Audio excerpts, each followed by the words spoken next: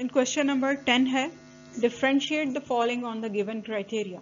एक तरह का प्रैक्टिकल है, छोटी सी असाइनमेंट समझे।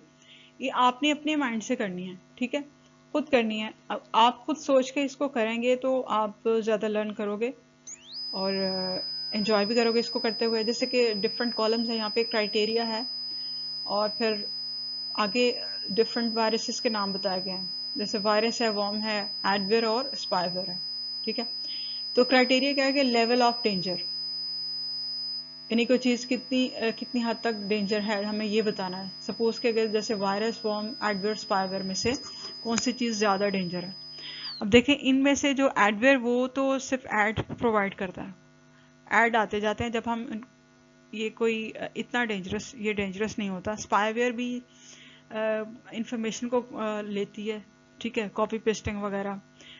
ज़्यादा जो वायरस है वो, और इसमें से भी जैसे ट्रोजन वगैरह इस तरह के कुछ वायरस हैं वो बहुत ज़्यादा हार्मफुल होते हैं, हैंग कर देते हैं चीज़ों को, सिस्टम को, विंडोज़ को, इसके फंक्शंस को, ठीक है।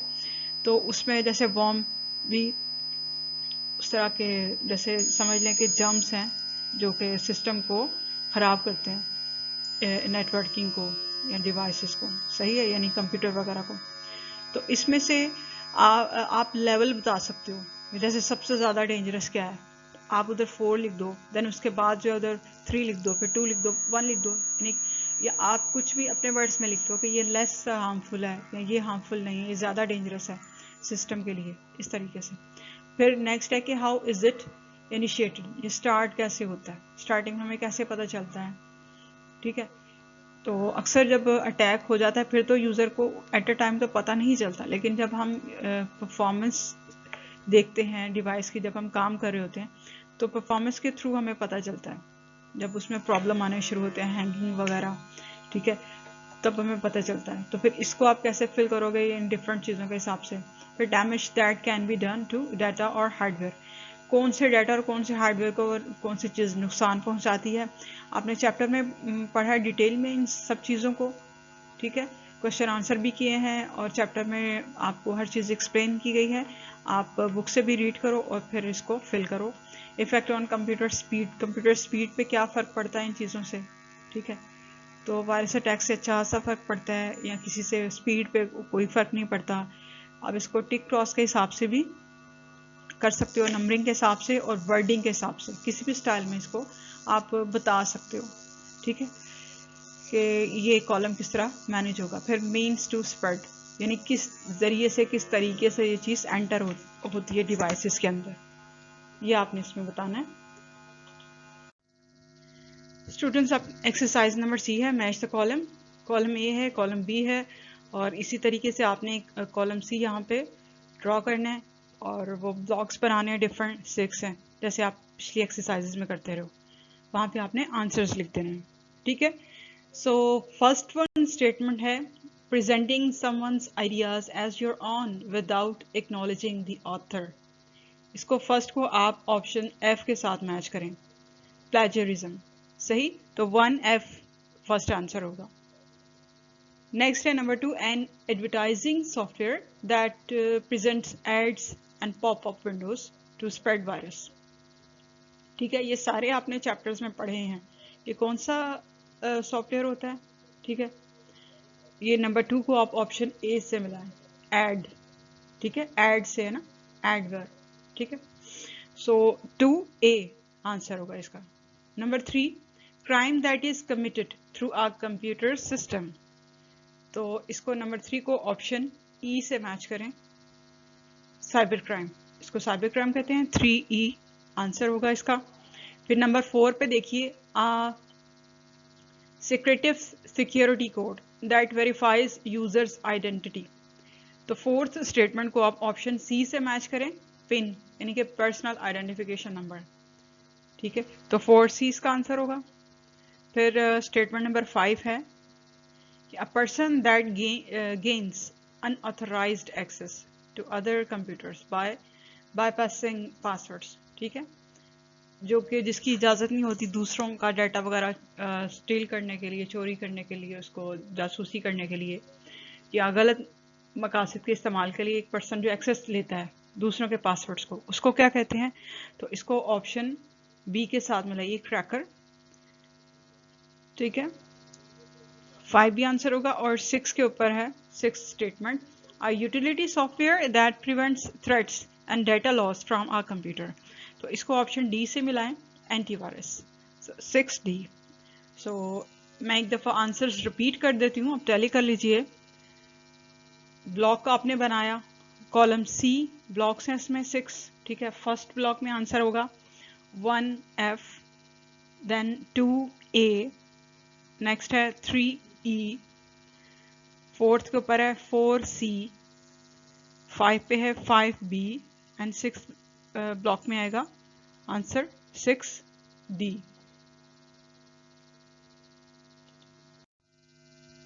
अब इसमें एक्टिविटीज़ है यानी कि प्रैक्टिकल काम। तो एक्टिविटी नंबर 1 क्या है कि ऑर्गेनाइज अ पोस्टर एग्जीबिशन, ठीक है। एक एग्जीबिशन अरेंज करें आप अपने फ्रेंड्स के साथ, किसी भी डे पे, ऑफ डे पे, संडे वगैरह एक छोटा सा इवेंट बना लें या फिर स्कूल में।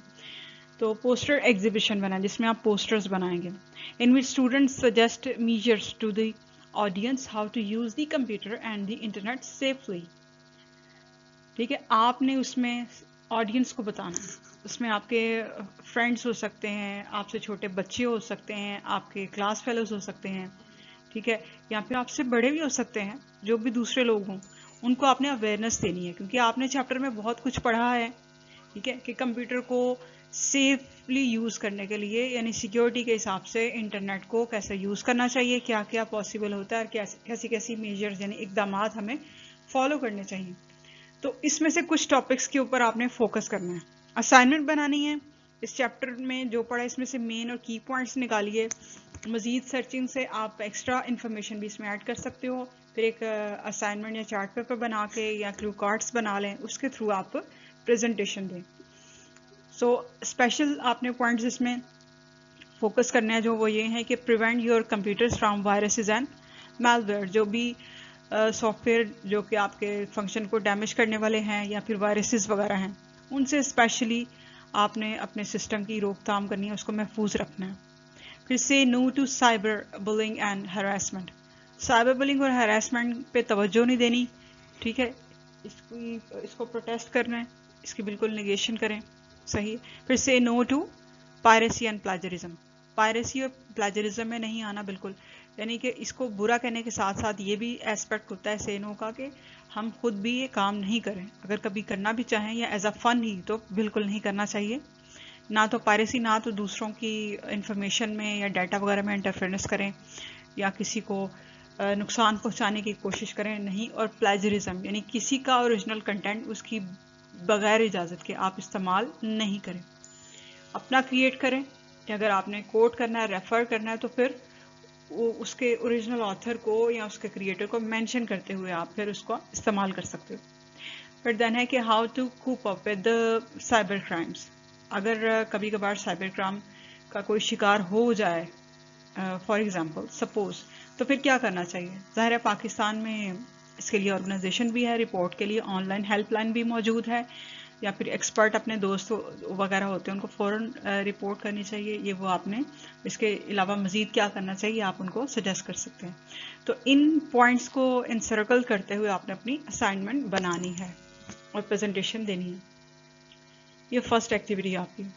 फिर सेकेंड एक्टिविटी क्या है कि during classroom discussion put the following situation before students and discuss what will they do in such a situation and why, ठीक है। ये डिस्कशन है सिर्फ कि सोचना और डिस्कस करते हुए मज़ीद सॉल्यूशंस निकालना, इंफॉर्मेशन शेयर करना, आइडियाज़ ड्राइव करना, इसका यही पर्पज़ है इस एक्टिविटी का। तो आप कौन कौन सी सिचुएशन है, जैसे कि you receive a phone call, the caller claims that you have won a huge prize and for delivering the prize they need an advance payment, ठीक है। ये बहुत कॉमन चीज़ है, अक्सर हमारे मोबाइल वगैरह के ऊपर मैसेजेस आते हैं, जैसे बहुत कॉमन है, बहुत ज़्यादा बेनज़ीर प्रोग्राम, ठीक है। इसके तहत ये आपका इनाम निकला है तो ये अपना फ़ोन नंबर शेयर करें, फलाना, इस पे कॉल करें, बिल्कुल नहीं करनी चाहिए, बिल्कुल इन चीज़ों को रिस्पॉन्ड नहीं करना चाहिए, फ़ौरन डिलीट कर दें। इसके अलावा वो जी तो पाकिस्तान की तरफ से आता है कि आपका इतना इतना प्राइस निकला, ये निकला, वो निकला, आप ये कर दें, इतने पैसे भेजे हैं, इस पर कॉल करें, ये भी अक्सर फेक होते हैं, ठीक है। इसके अलावा कभी जी बैलेंस वगैरह शेयर करें, इतना बैलेंस सेंड करें, ये प्रॉब्लम है, ये मसला है तो ये हो जाएगा, ऐसे भी नहीं करना चाहिए, इन चीज़ों को रिस्पॉन्ड ही नहीं करना चाहिए। इसके अलावा ऐसा भी कभी होता है हमें मैसेज आते हैं, टेक्स्ट मैसेज या फ़ोन कॉल्स या कोई मेल ही कि भाई आपका इनाम निकला है, ये निकला है तो आप इतने पैसे भेज दें। अब एक चीज़ है कि अगर हमारा इनाम निकला है, प्राइज़ है, तो हमें कोई कांटेक्ट करके हम तक प्राइस पहुंचा दे, उसको हमसे पैसे लेने की क्या ज़रूरत है? एक अंडरस्टूड बात है ना। तो इस तरह फूल नहीं बनना चाहिए, ठीक है। इन चीज़ों से आप बिल्कुल मुकम्मल परहेज़ करें, अवॉइड करें इन चीज़ों को। द नेक्स्ट पॉइंट है, you receive a file from an unknown email address which asks your bank account details or user email ID and password। ठीक है, कोई अननोन पर्सन से, किसी ईमेल एड्रेस से आपको एक मेल आ जाती है जिसको आप नहीं जानते, ठीक है। और वैसे भी है कि जब ऑफिशियल साइट से मेल्स आती होती हैं नॉर्मली उसका पता चल जाता है, थोड़ा आपको स्ट्रेंज लगे आप इसको अवॉइड करो।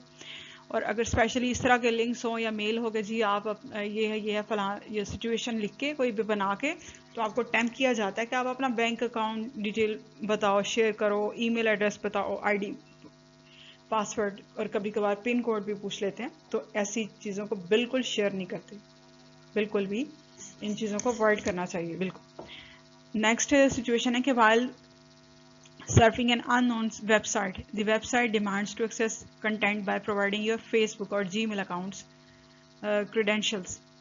तो आपने जैसे कि बिल्कुल इस तरह की वेबसाइट है जिनका नहीं पता, जिनको आप यूज़ नहीं करते, तो फिर वो आपसे क्यों डिमांड करेंगे ये चीज़ें कि फेसबुक अकाउंट वगैरह, जीमेल अकाउंट के हिसाब से आप अपनी इंफॉर्मेशन दो या लिंक्स वगैरह, पासवर्ड वगैरह, ठीक है।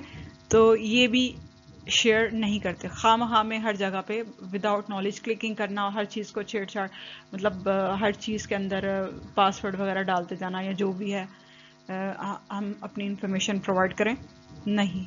क्योंकि नेटवर्किंग यूज़ करने के लिए पहले आप इंफॉर्मेशन लें, फिर यूज़ टू हो जाएं बेसिक रूल्स के, उनको लेते हुए फिर आपने केयर के साथ इन चीज़ों से अवेयर रहते हुए देन आपने नेटवर्किंग के थ्रू काम करना होता है।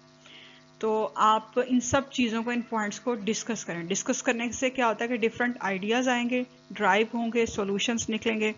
और आपको नहीं भी पता होगा, जैसे कोई किसी के साथ कुछ हुआ होता है, हाँ भाई एक दफ़ा ऐसे हुआ था, हाँ मुझे ये आया था, ये हुआ था, फलां फलां, तो इससे आपको पता चलेगा कि प्रैक्टिकली सोसाइटी में क्या कुछ होता है, क्या हो रहा है एट अ टाइम। तो हमें किस तरह से इन चीज़ों को अवॉइड करना चाहिए और किस हद तक ये चीज़ें फॉल्स होती हैं। फिर आपको रेशो का भी पता चलेगा कि ऐसी चीज़ें वाकई वैलिड नहीं होती, या अगर इसमें से वैलिड है तो कितने % है।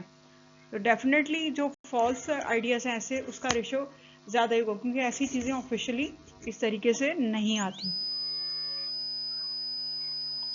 फिर नेक्स्ट एक्टिविटी है, सर्च न्यूज़पेपर्स और internet to find any news about a cyber crime specially in which the criminal was caught and punished. कोई इंसिडेंट लें, न्यूज़पेपर या पुराना न्यूज़पेपर लें, ठीक है, या इंटरनेट पे ब्राउजिंग पर सर्च करें, उस ब्राउजिंग करें, उस पर देखें कि कोई वाक़या ऐसा हो कि साइबर क्राइम हुआ था फलां डेट को, फलां ईयर को, इसने किसने, क्रिमिनल ने क्या किया था, फिर उसके साथ क्या हुआ, उसको क्या सज़ा मिली।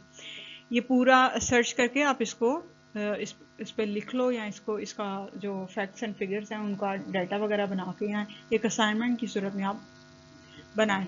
तो इससे आपको पता चलेगा कि जैसे साइबर क्राइम्स के अंदर ये वाक़या हुआ तो कैसी कैसी फर्म्स होती हैं, किस तरीके से अटैक होता है, इस तरह का भी हो सकता है सिचुएशन में। फिर ऐसे हुआ तो फिर क्या हुआ था, सिस्टम में क्या फंक्शन में क्या खराबी आई, तो फिर उस बंदे के साथ जिसने किया था वो कब पकड़ा गया और फिर उसको सज़ा क्या मिली। ये इससे आपकी नॉलेज में इजाफा होगा, क्योंकि ये हकीकतन हो चुका होगा, तो ये ज़्यादा आपको ऑब्जर्वेशन, जैसे ऑब्जर्वेशन के थ्रू भी आप बहुत कुछ सीख सकते हो, और जो एक वाक़या हकीकत में रियल में हो चुका हो तो वो तो जाहिर है कि वो ज़्यादा चीज़ों की रिफ्लेक्शन करता है, तो आप इससे बहुत कुछ लर्न करोगे। देन एक्टिविटी नंबर 5 क्या है कि thesis and research articles are generally checked through Turnitin. Turnitin एक टूल है, इंटरनेट बेस्ड पेड प्रोग्राम है, सॉफ्टवेयर है, जो कि प्लेजरिज्म को चेक करता है। प्लेजरिज्म क्या है, आपने देखा है कि कोई भी किसी का कंटेंट या कॉपी पेस्टिंग करना बगैर इजाज़त वो इस्तेमाल कर लेना, यानी कॉपी करना, बिल्कुल, तो ये चीज़ प्लेजरिज्म में आती है, सही। तो जब रिसर्च बेस्ड प्रोजेक्ट्स वगैरह होते हैं, थीसिस वगैरह लिखे जाते हैं, नई बुक्स होती हैं, इन चीज़ों को ज़्यादा सेंसिटिव तरीके से रीचेक किया जाता है, इनकी प्रूफ रीडिंग होती है, फिर इनका प्लेजरिज्म चेक किया जाता है। तो टर्निशन के थ्रू, टर्निशन एक पेड सॉफ्टवेयर है ना, प्रोग्राम है, टूल है, तो पेड यानी कि आप इसको परचेज करके यूज़ कर सकते हो। तो ये डिटेक्ट करता है कि ये प्लेजरिज्म फ्री है या नहीं। प्लेजरिज्म यानी कि ये किसी का नकलशुदा कंटेंट तो नहीं है या क्रिएटिव ही है, 100% न्यू है, ये इस चीज़ की वेरिफिकेशन देता है।